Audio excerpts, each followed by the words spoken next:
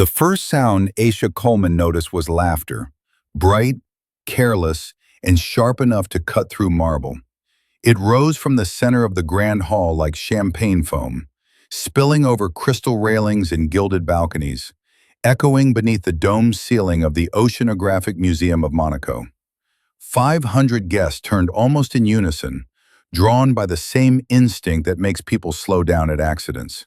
The cameras did too. Asha stood perfectly still. Across the room, beneath lights calibrated for elegance, a young woman in a silk blue gown leaned toward a semicircle of donors and said, loudly enough to be unmistakable, that Graham Whitlock preferred women who knew how to keep a man hungry. She laughed at her own line, a quick, confident sound, and a ripple of amused shock followed. A few gasps, a few smiles that came too easily. Someone clinked a glass. 10 feet away, Graham, Asha's husband, the American CEO everyone wanted a photo with, did nothing. He didn't correct the implication. He didn't step forward. He didn't even look at Asha. He stood with his hands loosely folded, the practiced posture of a man accustomed to weathering moments until they passed. The cameras caught all of it. Asha felt heat move up her spine, not the rush of tears she'd expected, but something colder and more precise. She was aware, in a way that felt almost clinical, of the details. The donor badges flashing gold, the hum of live translation headsets, the discreet red tally light on the broadcast camera above the central aisle. Live. The word blinked steadily, indifferent to her pulse. For a fraction of a second, the room held its breath. Then the night surged forward, conversations restarting in lower, more excited tones. This was Monaco, after all. Spectacle was the currency, and scandal traveled faster than the sea wind outside the terrace doors. Asha did not move. Not yet. Her phone vibrated once against her palm. A single message from a contact saved simply as, Layla, don't react. I have the packet. Call when you can. Asha lifted her chin. Anyone watching closely might have mistaken it for composure born of defeat. They would have been wrong. She smiled, not wide, not brittle, but measured, like a decision reaching completion. Because in that moment, something shifted. Not the room, not the narrative already forming in the minds of the guests. Something inside her, clicking into place with quiet finality. 3 weeks earlier, she would have believed this night impossible. Back then, Monaco had felt like a reward. The penthouse rental overlooking Port Hercules, the invitations embossed in gold, the way people said her husband's name with admiration, as if it were a passport. Asha had told herself, truthfully, that she didn't need any of it. She had her own work, her own reputation, her own life beyond the glittering edges of Graham's world. But even independence has its blind spots, and love has a way of asking for patience long after it stops earning it. Now, standing in a room designed to magnify beauty and minimize consequences, Asha saw the machinery clearly. Near the stage, a producer whispered urgently into a headset. A countdown ticked on a monitor only staff could see. Sponsor remarks in 10 minutes. Graham's name was already on the program.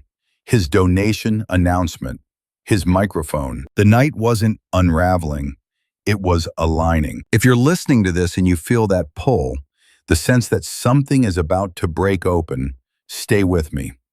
And if stories about power, silence, and the moment they collide resonate with you, a quiet tap of like, a comment, or a follow makes sure more people find them too. Asha exhaled slowly. Around her, the gala flowed on, smooth and oblivious. But she was no longer inside it in the way she had been moments before. She was watching it now, the way she watched balance sheets and timelines, looking for patterns, for pressure points. The humiliation everyone thought they had witnessed was real, but it was also incomplete. Because Graham Whitlock had made a mistake far more expensive than standing still. He had assumed the woman beside him would protect the illusion. And the night, with all its cameras and curated beauty, was about to learn how dangerous that assumption could be. Asha smiled because the room expected her to. It was a small smile, polite and almost elegant, the kind perfected over years of donor dinners and regulatory briefings where emotion was a liability. From a distance, it read as grace under pressure. Up close, it was something else entirely, a holding pattern, a way to keep the moment from swallowing her whole. People were watching now, not openly, not rudely, just enough to register her reaction and file it away. A few women glanced at her with quick sympathy, then looked elsewhere, relieved the humiliation wasn't theirs. A man she vaguely recognized from a Zurich fund leaned toward his companion and murmured something that ended in a shrug. The judgment in the room was subtle, but it was everywhere, circulating like a current you only felt once you stepped into it. Poor woman, the current whispered. Didn't she know? How embarrassing. Asha felt none of the words land where they were meant to. Instead, she noticed the choreography. The way Marina Vale, silk blue gown, perfect posture, had already been gently absorbed into another circle, laughter trailing her like perfume. The way Graham repositioned himself half a step closer to a group of investors, instinctively shielding his reputation the way one shields a glass from the edge of a table. The way the cameras adjusted, hungry for reactions, for tears, for spectacle. She gave them none. Inside her chest, something steadier than anger took shape. Not numbness, precision. A waiter passed with a tray of champagne. Asha took a flute she did not intend to drink. The glass was cold against her fingers, grounding. She let her gaze drift, not to Graham, not to Marina, but upward, toward the lighting rig and the discreet black domes mounted along the balcony. Broadcast grade. Red tally lights blinking like patient eyes. The live stream hadn't cut away. She caught a fragment of audio as she moved closer to the edge of the crowd. The delayed echo of Marina's voice replayed softly through a monitor meant for technicians. The joke sounded uglier the second time, stripped of the laughter that had tried to soften it. Asha wondered how it would sound to someone watching from their phone, alone on a couch somewhere far from Monaco. She wondered who would recognize themselves in it. Her phone buzzed again. This time the screen lit up with more than a single line. "I'm watching the feed," Layla wrote. "They didn't mute it." She said it clearly. Graham didn't stop her. Asha's thumb hovered over the keyboard, then lowered. She didn't need to explain. Layla knew her too well for that. A foundation representative approached, her smile tight with concern. "Dr. Coleman," she said softly, as if grief required a lower volume. "Are you all right?" Asha met her eyes. "I'm fine," she replied, and meant something different than the woman heard. Because fine didn't mean unhurt. Fine meant contained. She took 2 steps toward the terrace doors, just enough to breathe air that hadn't been recycled through gossip. Outside, the harbor lights shimmered against the dark water, yachts rocking gently, oblivious. Monaco looked as it always did at night, immaculate, indifferent, expensive. A city built on the understanding that consequences were negotiable if you could afford the delay. Behind her, the gala resumed its rhythm. Music swelled, laughter recalibrated. The story was already being rewritten in real time, sanded down to something palatable. By morning, it would be framed as an awkward moment, a misunderstanding, a woman who took a joke too seriously. Asha closed her eyes briefly. She thought of all the times she had been asked, indirectly and politely, to be smaller, to smooth things over, to protect the brand, to wait until after the quarter closed, until after the deal settled, until after it was convenient. She thought of how easily silence could be mistaken for loyalty, how often it was rewarded. Inside the hall, a soft chime sounded, an alert only staff could hear. 5 minutes to sponsor remarks. Asha opened her eyes. She turned back toward the room, her smile returning on cue, unchanged to anyone watching.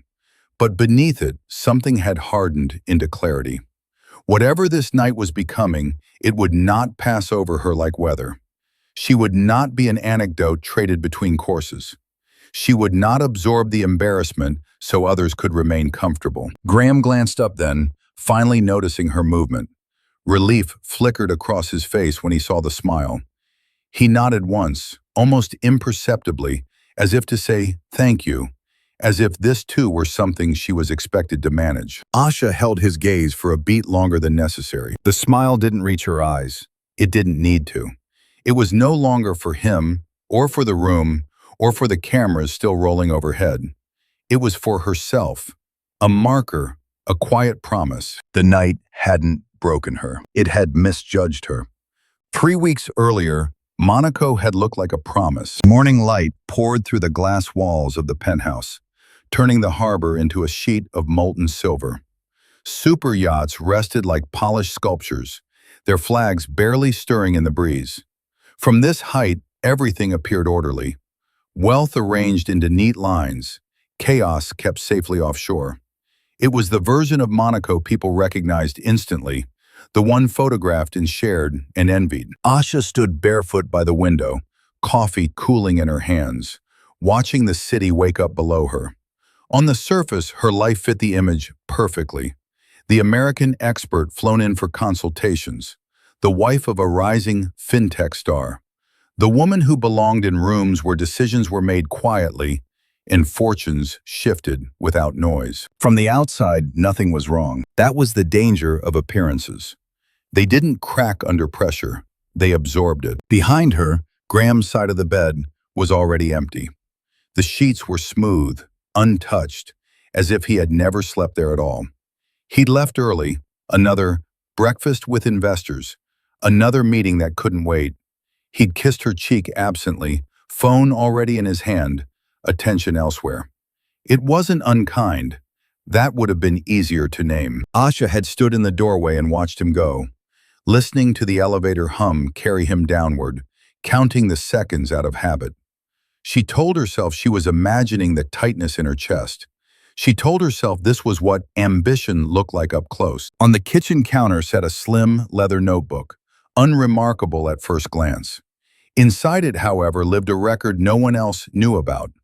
Dates, locations, expense anomalies, notes scribbled in the margins during late nights when sleep wouldn't come.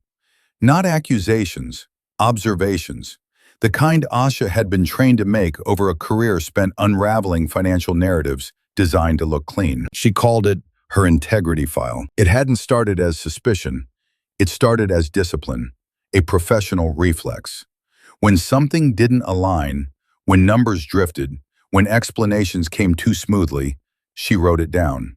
Not to confront, not to accuse, just to remember. Memory was unreliable. Documentation was not. She flipped it open now, scanning an entry from months earlier. April 12th, Paris. Client dinner ran late.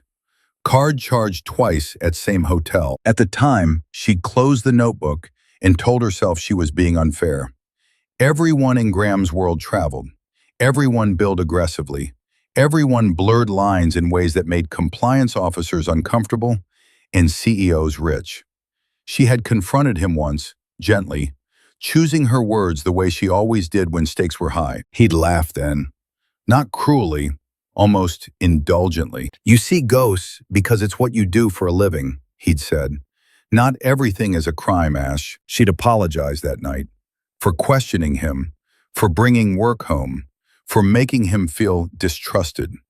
The conversation ended with him holding her, murmuring reassurances, the issue neatly sealed and stored away where it wouldn't inconvenience them again. Except it didn't stay sealed. The calls came later, shorter, more distracted, dinners postponed, trips added without explanation. When she asked where he was, the answers arrived polished and complete, as if rehearsed. Investor relations, regulatory dinners, expansion talks, always plausible, always just enough. Gaslighting didn't announce itself. It crept in disguised as reason. By the time Monaco entered the picture, this apartment, these views, this new chapter, Asha had already begun to doubt her own instincts. She told herself she was tired, overextended, seeing patterns where there were none. The integrity file stayed closed more often than it opened. That was the version of Monaco everyone saw. The one where success smoothed everything, where a Black American woman's presence in elite European spaces was framed as progress, proof that talent could transcend history if it behaved itself, where discomfort was the price of admission, and silence was mistaken for sophistication. On the morning Graham announced the gala invitation, she smiled for him. The Aurelia Ocean fundraiser. High profile. Live streamed. It'll be good for visibility, he'd said. For the company, he meant. For the image. Asha had nodded. She'd already sensed the irony, though she couldn't yet name it. How environments built on spectacle demanded performance above truth. How easily women were folded into narratives that benefited men and erased themselves. Later that afternoon, alone again, she reopened the notebook, added a line, closed it. Outside, Monaco gleamed. Inside, something essential was shifting, though she didn't yet know what shape it would take. By the time the gala night arrived, the city would still look perfect. The harbor would still glow. The cameras would still capture only what they were meant to see. But Asha had learned something crucial in those quiet weeks before the laughter and the lights. The version of Monaco everyone sees is carefully curated. The truth lives just beyond the frame, waiting for the moment when someone decides not to protect the illusion anymore. Layla Park had never been the kind of friend who softened bad news. She believed with a journalist's bone-deep certainty that truth lost its power the moment you tried to make it comfortable. That was why Asha trusted her, and why on a gray afternoon 2 weeks before the gala, when Layla's name lit up Asha's phone, Asha felt a quiet tightening in her chest even before she answered. "Tell me you're not still explaining his behavior to yourself," Layla said, skipping every formality. Asha closed the balcony doors of the penthouse, sealing out the sound of the harbor. "Good to hear your voice, too." "I'm serious," Layla replied. "I saw him last night." The words landed with deceptive softness. Saw him. Not heard about. Not someone said. Layla didn't traffic in rumors. "Where?" Asha asked. "Hotel Hermitage. Bar off the lobby." He wasn't alone. Asha leaned against the counter, the stone cool through the thin fabric of her dress. "You're sure?" "I was recording an interview nearby," Layla said. He walked in like he owned the place. And then she joined him, younger, confident, the kind of confidence people borrow when they think they're winning. Asha pictured the woman instantly, though she had never seen her before. Youth wasn't the wound. Entitlement was. "What did they do?" Asha asked. Layla exhaled. "They didn't hide. That's the point. He didn't lower his voice. He didn't scan the room. He acted like a man who hasn't been challenged in a very long time." Silence stretched between them, thick and charged. Outside, a yacht horn sounded, long and indulgent. "I confronted him once," Asha said finally. "Months ago." "And?" Layla pressed. "And he told me I was projecting," Asha replied. "That my work makes me suspicious. That I see corruption everywhere because that's what I'm paid to do." Layla laughed then, sharp and humorless. Classic. When men don't want to answer questions, they question the woman asking them. Asha closed her eyes. She could still hear Graham's voice from that night, smooth and patient, as if indulging a child. "Why are you looking for problems where there aren't any?" He had kissed her forehead afterward, the gesture so tender it made her doubt herself more effectively than anger ever could. "Do you know who she is?" Asha asked. "Yes," Layla said. "Her name is Marina Vale. She's been popping up in certain circles lately. Brand strategy, consulting, that kind of consulting." The word hung there, unfinished. Asha felt the familiar urge to defend him rise automatically, a reflex honed over years. "He's under pressure. He travels constantly. You don't understand how these environments work." The excuses lined up neatly, ready to deploy. She swallowed them. "People are talking," Layla continued, quieter now. "Not loudly, but enough. Enough that if I'm hearing it, others are too. And they're not asking whether it's true. They're asking how long it's been going on." Asha stared at the dark surface of her phone screen, her reflection faint and warped. "Why are you telling me this now?" "Because whispering protects the wrong people," Layla said. And because I'm tired of watching women be the last ones to know what everyone else is already speculating about. That was the moment something broke open. Not denial, not rage, relief. Relief that someone else had finally said the words aloud, had named the shape of the thing Asha had been circling for months without touching. Relief that she was no longer alone with her questions. I don't know what to do, Asha admitted. Layla didn't rush to answer. When she spoke again, her voice had changed. No longer observational, but resolute. Then stop wondering and start documenting. And if you decide to look, really look, I'll help you. Asha thought of the notebook in the drawer, the entries she'd dismissed, the discipline she'd abandoned for the sake of peace. I already have, she said softly. There was a pause on the line.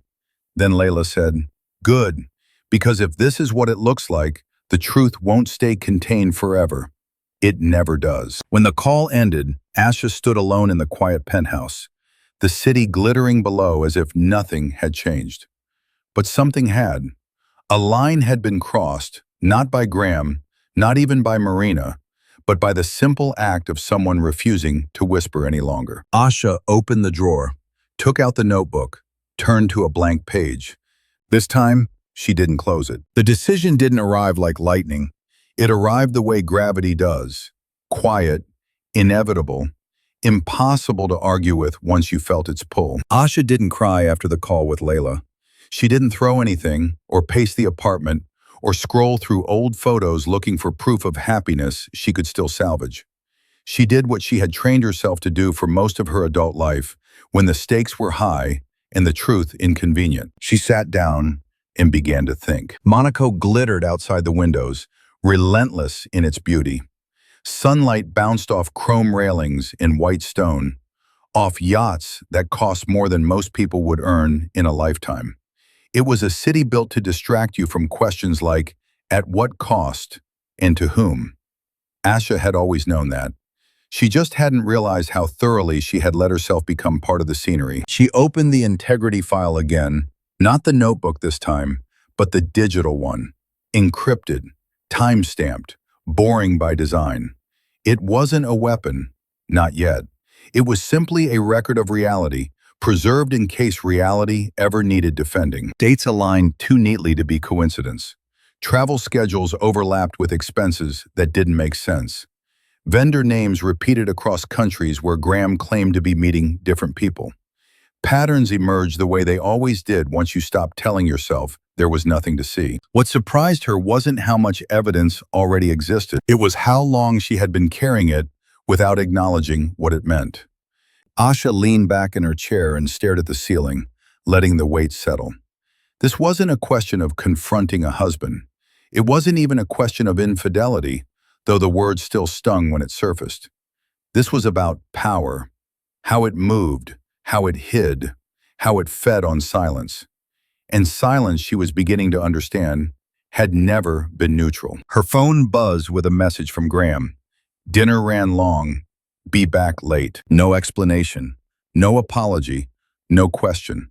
She didn't reply. Instead, she opened a secure browser and searched for something she had recommended to clients dozens of times, but never imagined she would need herself. Licensed private investigators operating within EU jurisdiction, with cross-border compliance experience. She filtered carefully. No freelancers. No shortcuts. She wasn't interested in scandal. She was interested in facts that could survive scrutiny. When she finally made the call, her voice was steady. I'm looking for documentation, she said. Not rumors, not leverage, truth obtained legally. The man on the other end listened without interrupting. When she finished, he said, most people who call me already know the answer. They just need it written down. Asha closed her eyes. I understand. They discussed scope, boundaries, paper trails. He explained what he could and could not do, what would hold up in court, what would not. It was methodical, almost dull, and that was exactly what she needed. Emotion could wait, process could not. After the call ended, Asha sat very still. This was the point of no return, not because she had accused Graham, but because she had chosen to stop protecting the version of him that only existed in her hope. Whatever came next would not be undone by apologies or charm or promises to change. Facts, once gathered, did not disappear. She thought about collateral damage then, the employees who trusted Graham's leadership, the investors who believed in the company's story, the women, unnamed, unseen, who might be orbiting the same gravitational field she was only now fully acknowledging. Was she prepared for what truth might destroy? The answer came without drama. If the truth could destroy it, it had been built on something fragile to begin with. That night, Graham returned after midnight. He moved quietly, as if the darkness itself were a favor she owed him. Asha lay awake, listening to the familiar sounds, the careful closing of doors, the soft placement of his phone on the nightstand, the practiced normalcy of a man who assumed tomorrow would arrive unchanged. He slipped into bed beside her and pressed a kiss to her shoulder. "Sorry," he murmured. "Long day." Asha didn't move. She didn't pull away either.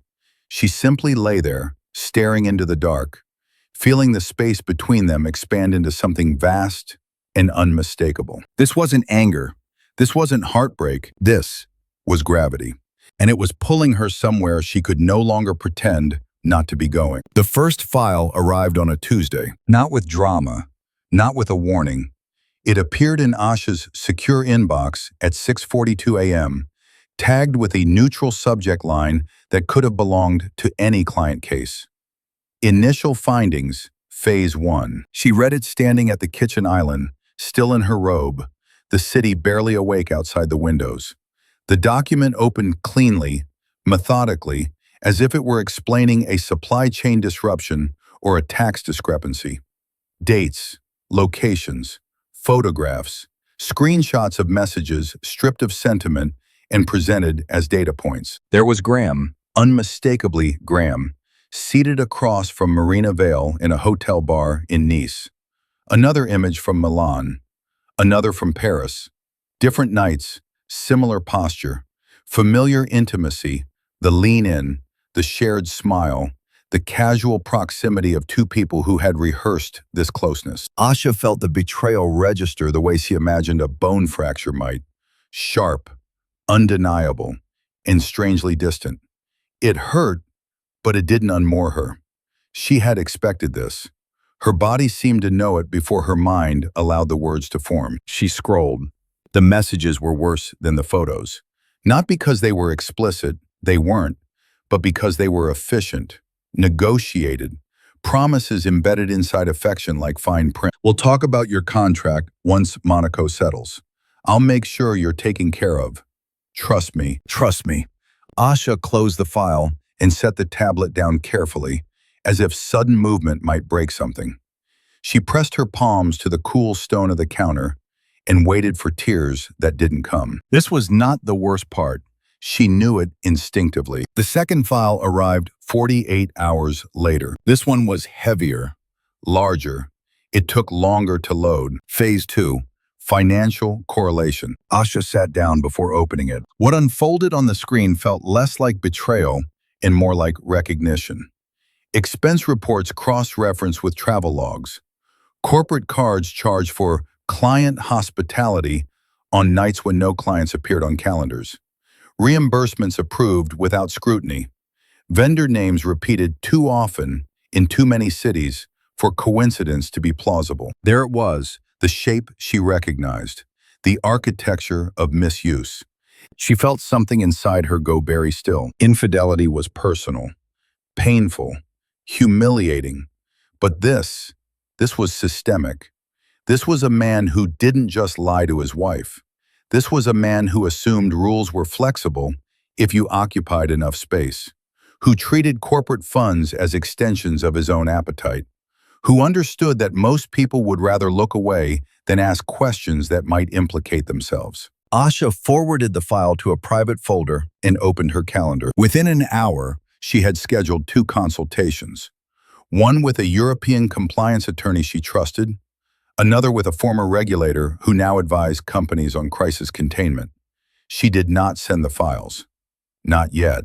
She described them instead, carefully, hypothetically. "What you're describing the attorney said slowly. Could be nothing, or it could be serious. Very serious. The difference lies in intent, pattern, and documentation. Asha looked at the screen, at the neat rows of numbers and timestamps. There's a pattern.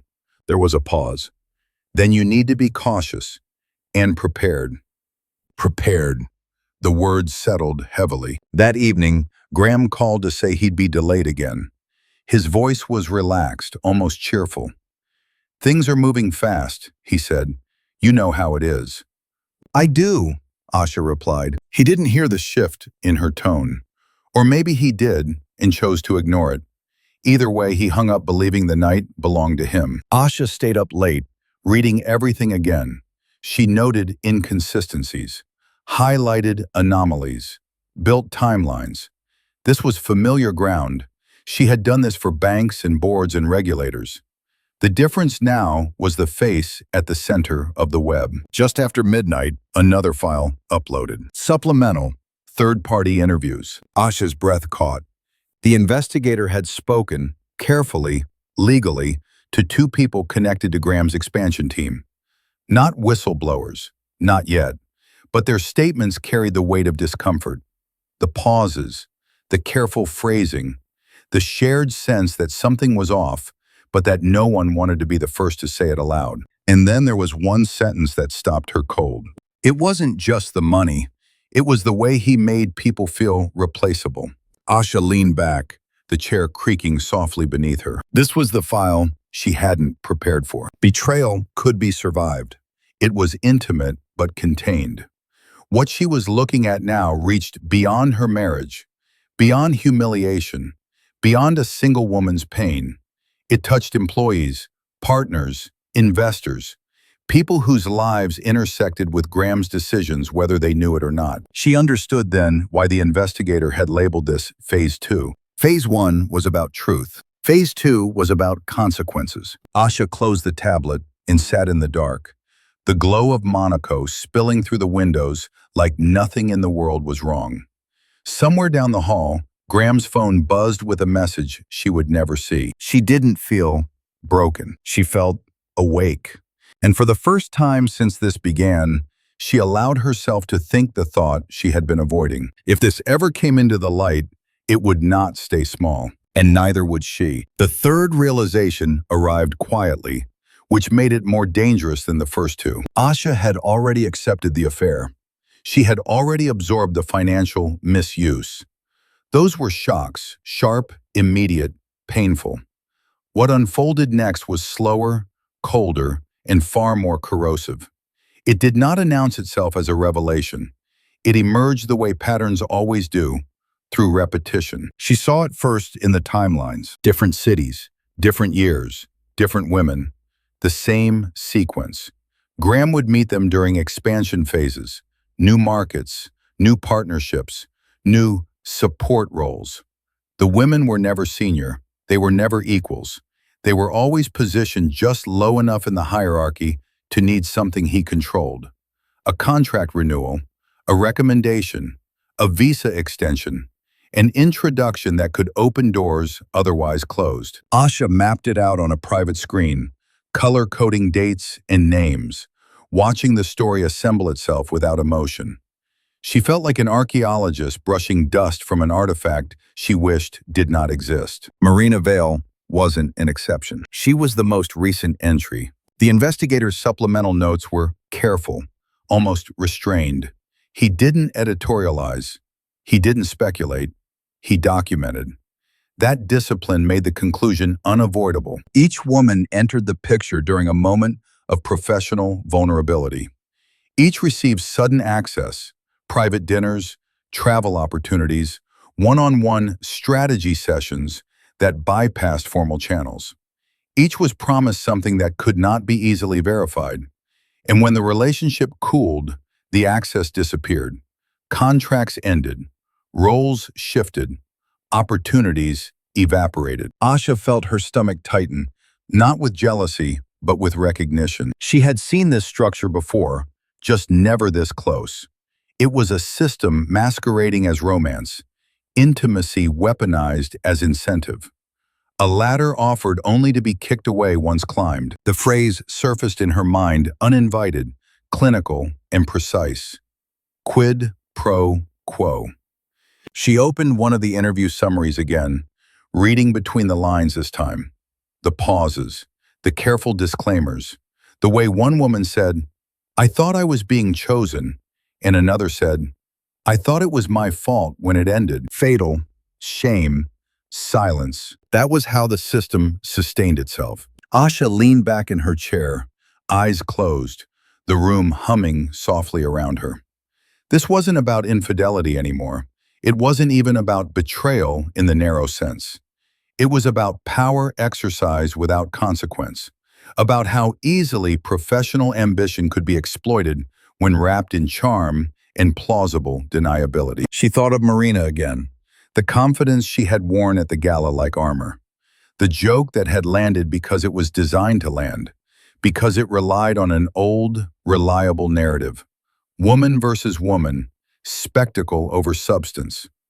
Marina hadn't just humiliated her, she had participated in a structure that rewarded cruelty upward and directed it sideways. Divide them, and they won't look up. That realization burned hotter than anything Asha had felt so far. Another file opened. This one smaller, but heavier in implication. Compensation adjustments. Expense approvals routed personally through Graham. Performance reviews edited after the fact. The language was subtle, nothing overt, nothing crude. That was the point. The system didn't need vulgarity to function. It thrived on implication. Asha whispered the words aloud, testing them in the quiet apartment. Women as line items. It fit too well. She imagined a ledger, not of money, but of people. Names entered, benefits allocated, then quietly written off. Not because they failed, but because they had served their purpose. Her phone buzzed. A message from Layla. "This is bigger than an affair, isn't it?" Asha typed back slowly. "Yes." There was a pause before Layla replied. "Then be careful. When patterns come into the light, people will try to collapse them back into something smaller, easier to digest." Asha understood immediately. They would want this to be about hurt feelings, about jealousy, about a marriage gone wrong. They would want to reduce it to something familiar, something dismissible. She would not let them. She returned to the files, building a clean narrative, not emotional, not speculative, but irrefutable. Names, dates, structural similarities, the absence of safeguards, the presence of discretion concentrated in one man's hands. This wasn't a scandal. It was a case study, and once you saw it that way, once you named it correctly, it could no longer be unseen. Asha saved the document under a new folder title, Not Evidence, Not Affair, Not Graham. She called it Pattern. Outside, Monaco continued to glow, flawless and aloof. Inside, Asha felt something settle into place. Not rage, not sorrow, but resolve sharpened by clarity. The story they thought they were telling about her was wrong, and soon she would tell the real one. The question arrived not as an accusation, but as a weight. It surfaced late one night when Monaco was quiet enough to hear the water shift in the harbor, when even the yachts seemed asleep. Asha sat at the dining table surrounded by open files, screens dimmed, annotations layered carefully on top of one another. The work was clean, the pattern was undeniable, and yet something held her still. If this went public, who would it hurt? She had learned long ago that every system of power was padded with innocence. People who showed up, did their jobs, trusted the story they were told. Analysts whose retirement accounts were tied to stock performance. Assistants who booked flights without knowing why the expense categories kept changing. Junior employees who believed the charismatic man at the top knew what he was doing. Collateral damage wasn't theoretical. It had names. Asha closed her laptop and leaned back, staring at the ceiling as if the answer might be written there. She thought of a case from years earlier, a bank collapse she'd helped investigate. The executives went to court. The headlines were brutal. But the quiet devastation had belonged to people no one interviewed. Employees laid off without warning, families scrambling, futures rerouted by decisions made far above them. Was she prepared to be responsible for that again? Her phone buzzed softly. A message from the compliance attorney she'd spoken to earlier that week. If what you're seeing is accurate, there are mechanisms to reduce harm. Timing matters. Process matters. But silence carries its own cost. Silence carries its own cost. Asha repeated the phrase under her breath. It sounded like a warning and a permission all at once. She opened a new document, entitled it Impact. Not evidence, not strategy, impact. She began listing possibilities the way she always did when stakes were complex. Regulatory investigation, board response, market reaction, employee protections, whistleblower statutes. Each item branched into sub-items, then contingencies. She wasn't fantasizing about destruction.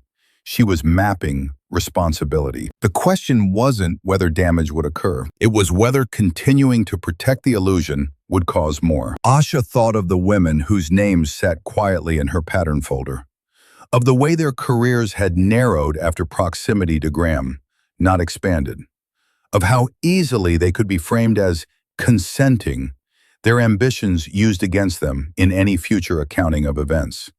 Silence didn't shield them, it erased them. She thought of Marina's laugh at the gala, sharp, triumphant, borrowed. That laugh hadn't come from power. It had come from proximity to it, from believing the shield would hold. Asha knew that belief well. She had worn it herself. Another message appeared, this time from Layla. I keep thinking about the employees, Layla wrote. People will ask why you didn't handle it quietly. Asha typed back. Quietly for whom? The reply came quickly. Exactly. She stood and walked to the window, pressing her forehead briefly to the cool glass. Below, Monaco shimmered, unbothered by moral dilemmas. Wealth had a way of insulating itself from consequence until someone punctured the seal. Asha didn't want to be reckless. She didn't want spectacle for its own sake. But she also refused to be complicit in a system that required her silence to function. This wasn't about punishment. It was about interruption. She returned to the table and began drafting a parallel plan, one that assumed exposure and accounted for aftermath. How evidence would be routed to regulators before any public moment. How legal counsel would be engaged. How employee resources could be activated quickly. How the narrative could be anchored in accountability rather than revenge. She wasn't choosing chaos. She was choosing order over decay. Near dawn, as the sky lightened to a pale, uncertain blue, Asha closed the document and finally allowed herself to sit with the truth she had been circling all night. Protecting people did not mean protecting the lie that endangered them. If the structure collapsed under the weight of the truth, it was because the truth had been supporting it all along. The collateral damage question did not disappear, but it answered itself. And with that answer came something steadier than fear, a resolve shaped not by anger, but by responsibility. Whatever came next, Asha would not pretend she hadn't seen what she now knew. The Aurelia Ocean fundraiser was never just a charity event. It was a system, engineered, rehearsed, optimized for replication. Asha understood that the moment she stepped back into the grand hall and felt the hum of calibrated attention.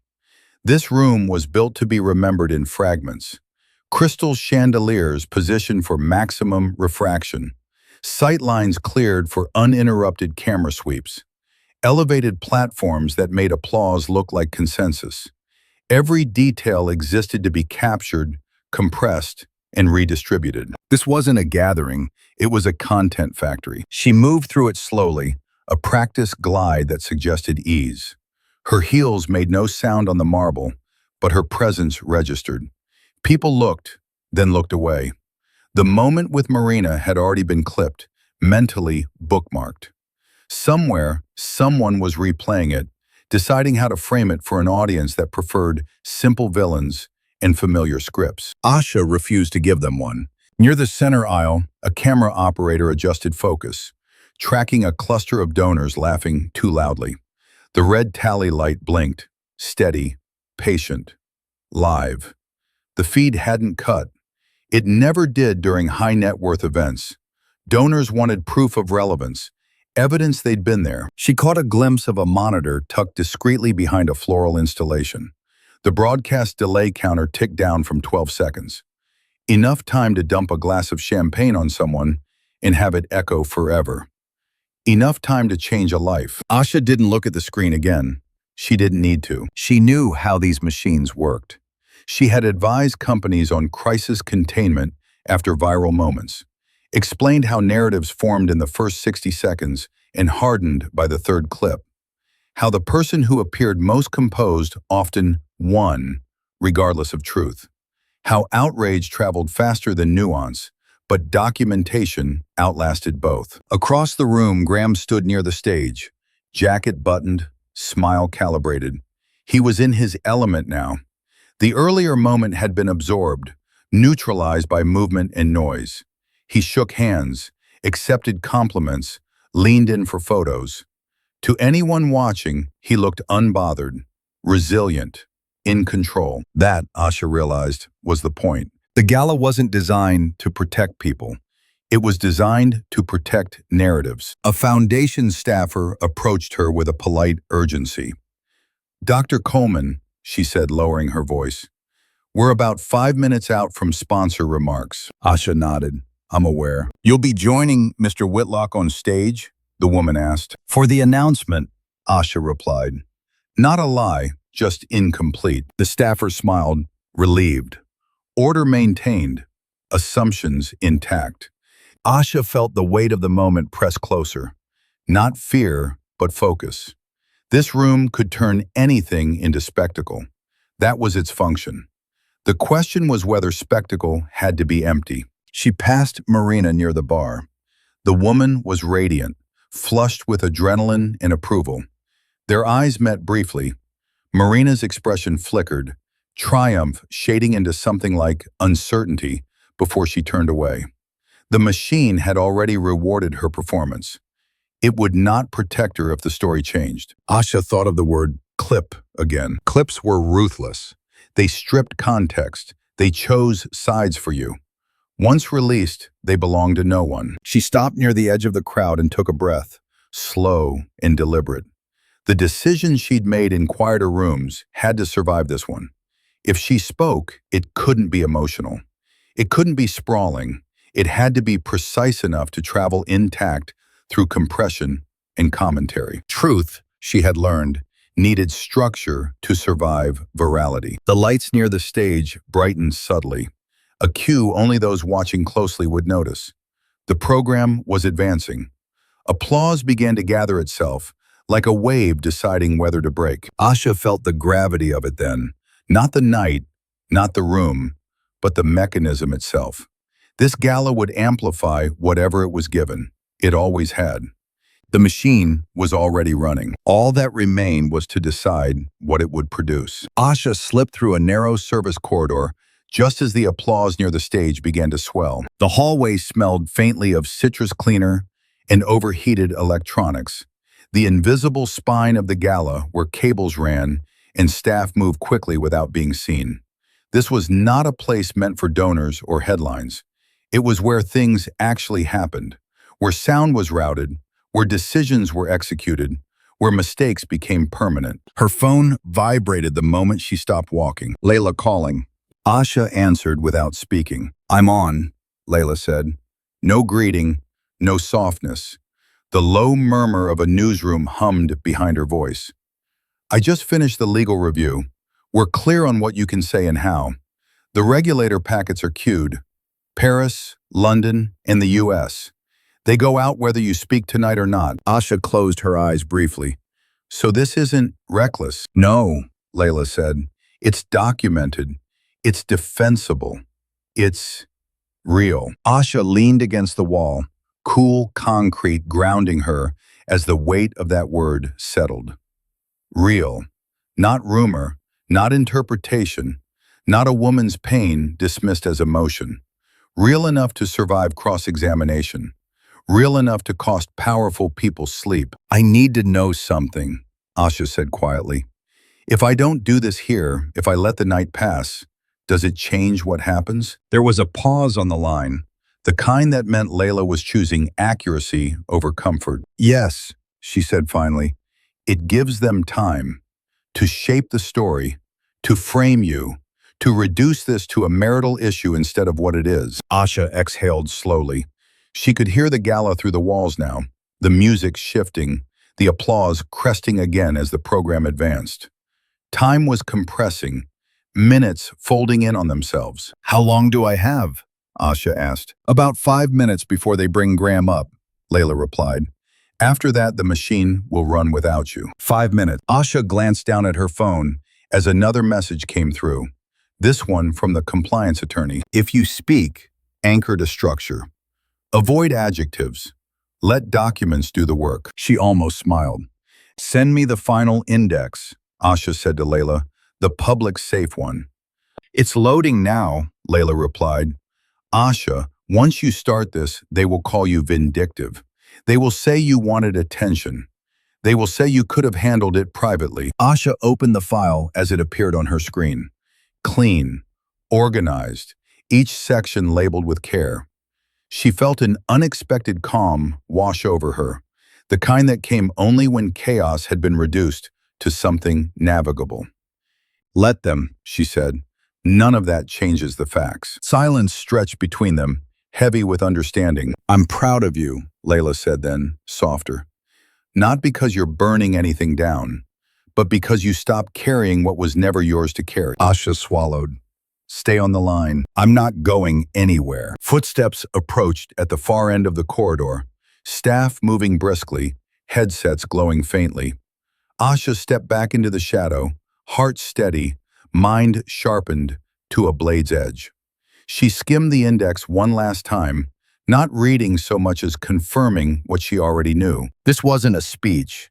It was a briefing. She thought of the people watching from home, scrolling past the gala live stream out of idle curiosity. The employees who would see their CEO on stage and believe, for a moment longer, that the story they'd been told was solid. The women who would recognize the pattern in the words long before anyone named it. 5 minutes ago, she had still been deciding whether to act. Now, the only question left was how cleanly she could cut through the noise. Asha, Layla said quietly, they're calling his name. The applause on the other side of the wall erupted, louder, more focused. The sound of a man being welcomed to a stage built to protect him. Asha straightened, smoothing the front of her dress, not out of vanity, but intention. She stepped out of the corridor and into the light, phone in hand, spine aligned, expression composed. The war room was over. What came next would be visible to everyone. Graham Whitlock looked most alive when an audience was paying for him. The stage lights softened the sharp angles of his face, turned confidence into something almost holy. When the foundation director introduced him as a visionary partner of ocean conservation, the room applauded as if generosity were a character trait rather than a strategy. Graham stepped forward, smiled, lifted one hand in modest acknowledgement. It was effortless, practiced, the kind of ease that comes from years of being rewarded for taking up space. Asha watched from the edge of the crowd, the sponsor badge heavy against her collarbone. On the screen above the stage, his name appeared in clean white letters.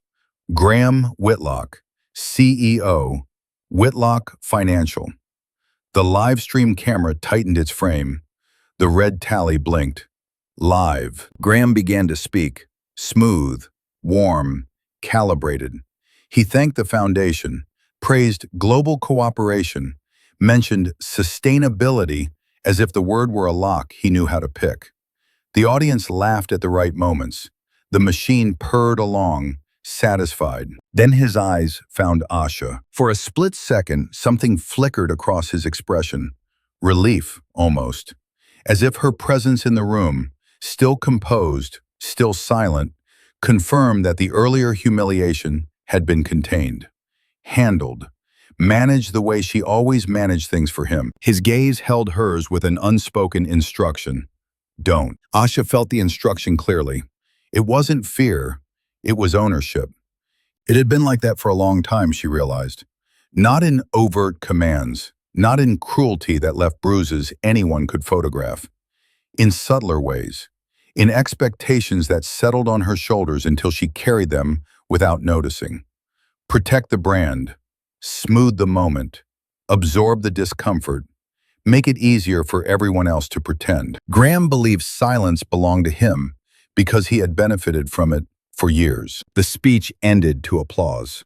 Graham leaned toward the foundation director, exchanged a few congratulatory words, then stepped off the stage with the relaxed swagger of a man who assumed the night was back under his control. He headed straight for Asha. He reached her with a smile that looked generous to anyone watching from a distance. Up close, the smile didn't touch his eyes. "Can we talk?" he asked, voice low, polite enough to be mistaken for respect. Asha returned the same measured expression she had worn all evening. "We are talking," she said quietly. His jaw tightened for the briefest moment. "Not here." He turned slightly, angling his body so the crowd would see only the outline of a devoted husband guiding his wife away from discomfort. His hand hovered near her back, not quite touching, as if he didn't want to risk leaving evidence of possession. Asha stepped sideways, breaking the angle. Graham blinked. Asha? Her name sounded different in his mouth now. Less affectionate, more corrective. "Do you want to speak privately?" Asha asked. "Or do you want the room to believe you're speaking privately while you control what happens next?" His smile sharpened. "You're upset. I get it. But you need to be smart." Smart? The word was almost insulting in its familiarity. Graham always reached for intellect when he wanted to flatten emotion, as if her feelings were a childish disruption he could reason away. "I am being smart," Asha replied. Graham's gaze flicked toward the cameras instinctively. He lowered his voice further. "We'll handle this after. Not tonight. Not in public." "You already chose public," Asha said, when you let her speak. His nostrils flared. "Don't do this." Asha noticed, with a clarity that felt almost surreal, how his control began to slip the moment he realized she wasn't complying. His posture stiffened. His eyes hardened. The mask didn't fall. It tightened. "You're making a scene," he hissed. "No," Asha said softly. "I'm ending one." Graham's hand moved. Quick, sharp, reflexive. He reached for her wrist, not violently but decisively, the gesture of a man used to steering outcomes with touch. Asha stepped back. It happened in a single, clean motion, his fingers closing on air, her body moving away, her face steady. But the camera caught it. Not the intention, not the context, just the moment. A man reaching, a woman refusing, the space between them widening like a verdict. A murmur rippled through the nearest cluster of guests. A few heads turned. A phone lifted, discreetly at first, then higher as curiosity hardened into certainty. Something was happening. Graham saw it too. He released his hand as if he'd never moved it, smoothing his expression into charm with the speed of habit. "Asha," he said, voice warmer now, louder, for the benefit of anyone who might be listening. "Let's not do this here." Asha looked at him, really looked at him, and felt the last thread of illusion snap without pain. She understood in that instant what he had always believed, that her silence was an asset he owned, like a share in his company, like a seat at the table, like her presence on his arm. He had mistaken her composure for consent, and now he was about to learn what happens when the person you thought you could manage decides to speak. Asha stepped toward the stage with the calm of someone who had already crossed the most dangerous line: indecision. The foundation director glanced at her, surprised but not alarmed. Her name was on the program. Her badge marked her as sponsor representative. In rooms like this, authority was often a matter of assumption, and Asha wore it convincingly. The stage manager hesitated for half a second, then handed her the microphone as if this had always been part of the plan. The red tally light brightened. Live. Asha felt the shift immediately, not inside herself, but in the room. The way bodies leaned forward, the way conversations died mid-syllable, the way the machine recalibrated, hungry for whatever came next. She didn't rush to fill the silence. She let it stretch, just long enough to reset the rhythm. "My name is Dr. Asha Coleman," she began, her voice steady, unadorned. "I'm a forensic accountant and compliance consultant. This statement is being made with legal counsel and documentation already submitted to the appropriate authorities." The words were precise by design. They framed the moment before anyone else could. She saw Graham at the edge of the stage, frozen in place. A smile stalled halfway across his face. She did not look at him again. "I want to be clear about what this is and what it is not," Asha continued. "This is not a personal accusation. It is not an emotional appeal. And it is not an attempt to litigate anything from this stage." A murmur rippled through the audience. Cameras tightened their focus. "This is a disclosure," she said, "of facts." She paused, allowing the distinction to land. In the silence, the room seemed to shrink, the distance between power and consequence collapsing into something dangerously small. "Over the past several weeks," Asha went on, "I have worked with licensed investigators and regulatory counsel to review activity connected to Whitlock Financial's European expansion. That review identified patterns that warranted formal escalation." She lifted her phone, not to scroll, not to dramatize, but to anchor the moment in something tangible. On the screens mounted discreetly along the walls, a single slide appeared. No names yet, just dates, arrows, a structure simple enough to survive compression. "I will not name private individuals who are not public officers," Asha said. "I will not disclose personal addresses, medical information, or anything unrelated to governance, compliance, or fiduciary duty." The legal boundaries were not just protection. They were proof of seriousness. "What I can disclose," she said, "is this. Corporate funds were used in ways inconsistent with their stated purpose. Access and advancement were tied to informal, undocumented arrangements, and material information presented to partners and investors does not align with internal records." The room exhaled as one. Asha could feel the audience's discomfort sharpening into focus. This was no longer gossip.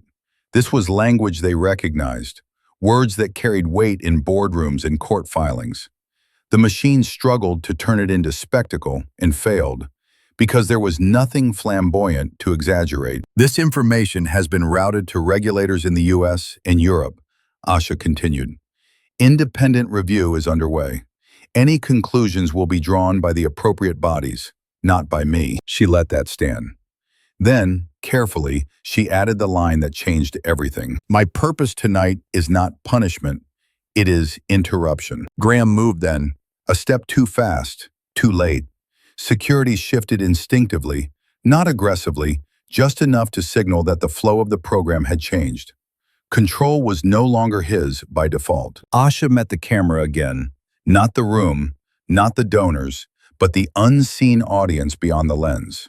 The people watching on their phones, their couches, their commutes. The ones who would replay this moment without the benefit of context. "If you're hearing this and thinking it could never happen where you work," she said calmly, "that assumption is the first vulnerability." The words traveled, clean, undiluted. Asha lowered the microphone slightly, signaling she was finished. Not because she had run out of things to say, but because saying more would weaken the structure she had built. Truth did not need embellishment, it needed air. Applause did not come, not immediately. What came instead was movement. Phones raised, faces pale, a board member slipping out a side door, already dialing. A donor whispering urgently into a sleeve.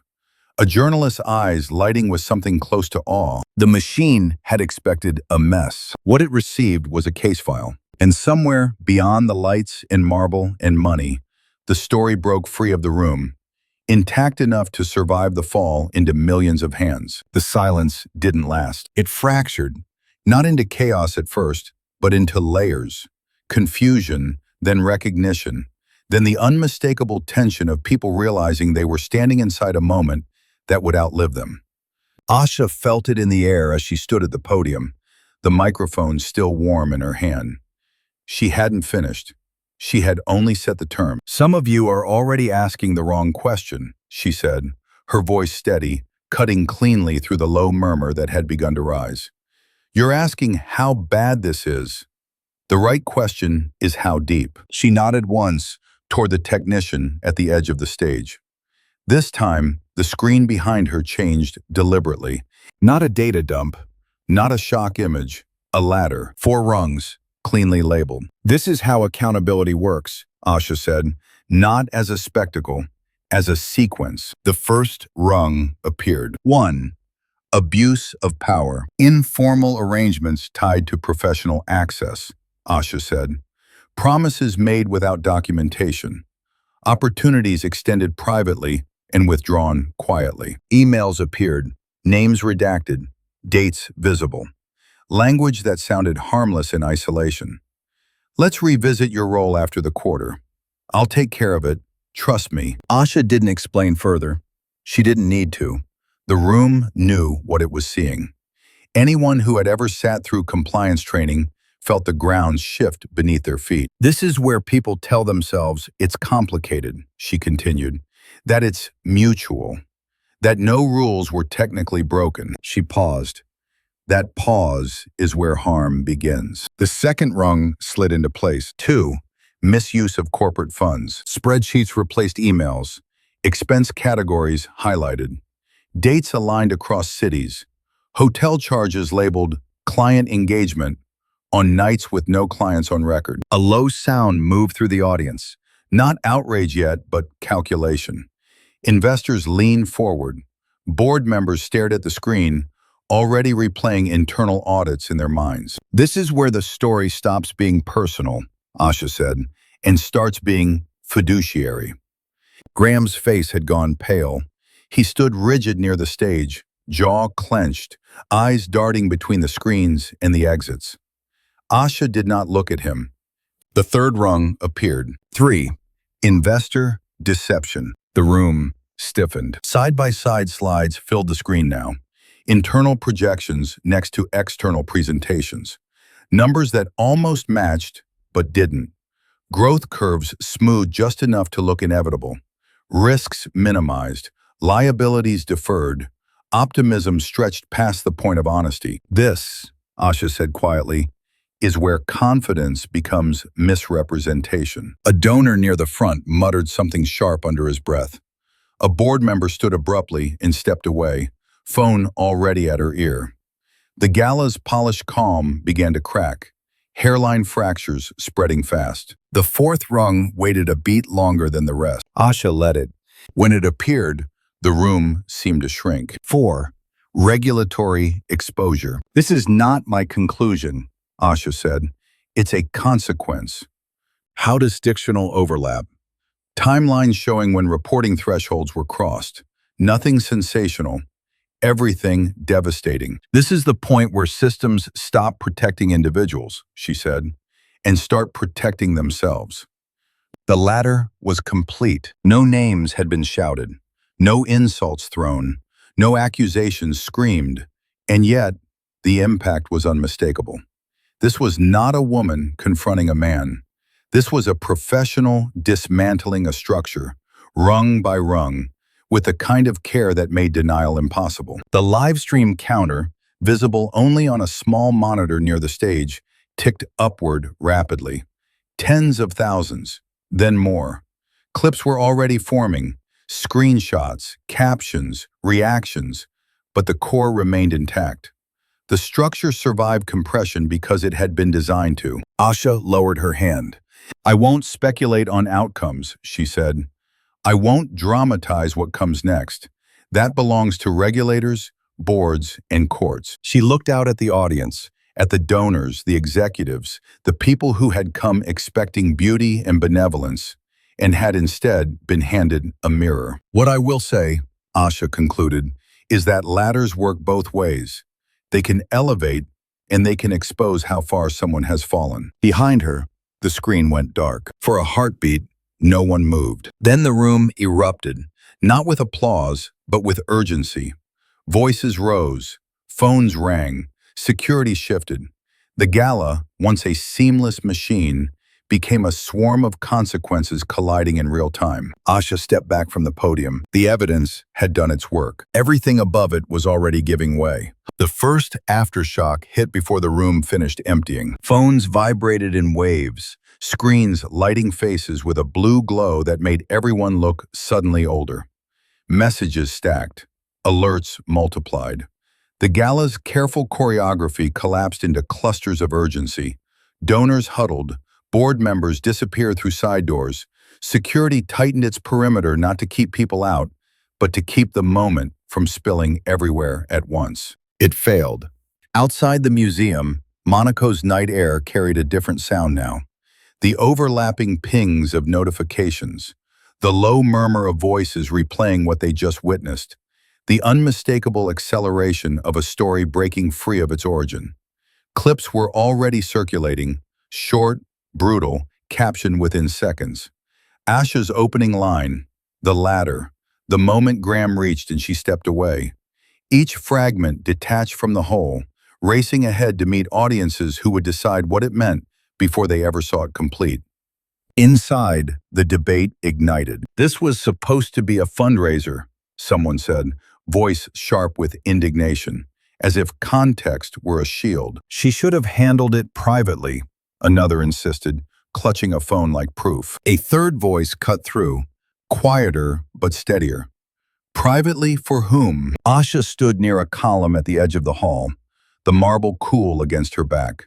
She was no longer the center of the room, but she could feel the gravity of it tugging in her direction. People looked at her openly now, some with awe, some with fury, some with the calculating interest reserved for anyone who had just altered the terrain. A journalist approached, breathless. "Do you regret the way you did this?" Asha met her eyes. "Do you regret asking it that way?" The journalist blinked, then stepped back, already rephrasing for the feed. Across the hall, Graham was surrounded by board members, by advisors, by men who spoke urgently and did not look at him the way they had an hour earlier. His name still glittered on the program screens, but it had lost its protective sheen. He looked smaller now, not diminished by exposure so much as stripped of insulation. The room no longer bent around him. Outside the building, the live stream numbers climbed again. Commentators split into camps within minutes. She destroyed him. No, she exposed him. Too far, not far enough. The arguments were familiar, almost ritualistic. When men fell publicly, the question was what they had done. When women spoke publicly, the question was how they had spoken. Asha heard it all distantly, as if through water. She thought of the phrase she'd used on stage, interruption, and recognized it playing out now. The story refused to settle into a single, comfortable interpretation. It resisted being flattened into scandal. It demanded reckoning. An employee, young, anxious, approached her hesitantly. "My team, we're scared," he said. "What happens to us?" Asha didn't offer reassurance she couldn't guarantee. She offered honesty. "What happens next should protect people who didn't cause this," she said. "And if it doesn't, that's another failure that deserves attention." He nodded, grateful not for certainty, but for being seen. Hours later, as the crowd thinned and the night deepened, statements began to appear. The company announced an internal review. The board acknowledged serious concerns.